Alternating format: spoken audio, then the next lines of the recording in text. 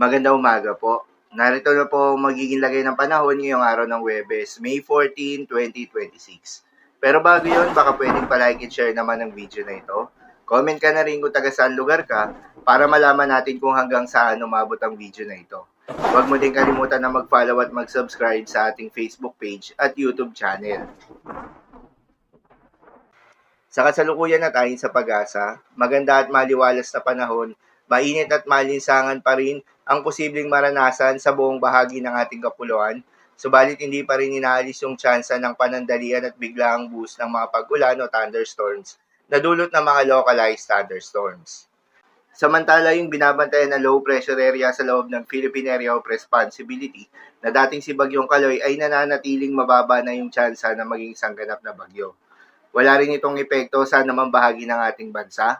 Ang nasabing low pressure area ay huling namataan sa layong 610 kilometers, silangan ng Viraca, Catanduanes.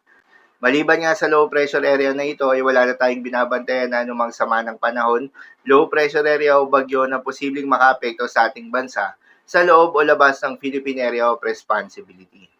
Para naman sa magiging lagay ng panahon ngayong araw ng Miyerkules, dahil nga sa epekto ng mga localized thunderstorms, asahan sa Metro Manila at nalalabing bahagi pa ng ating bansa, ang bahagyang maulap hanggang sa maulap na kalangitan na may kalat-kalat na mga pagulan o thunderstorms. Posible ang mga pagbaha o pag-uho ng lupa during severe thunderstorms.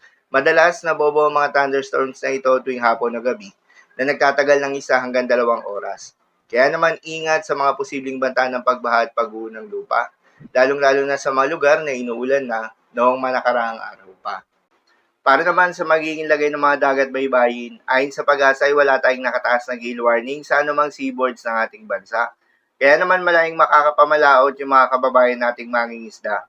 At yung may mga maliliit na sasakyan pandagat, subalit iba yung pag-iingat pa rin, lalo na kung meron tayong offshore thunderstorms activity, asahan yung paglakas ng hangin at kaakibat nito ay pagtaas rin ng mga pag-alon. So yun lamang po para sa lagay ng panahon ngayong araw ng Huwebes. Keep safe everyone.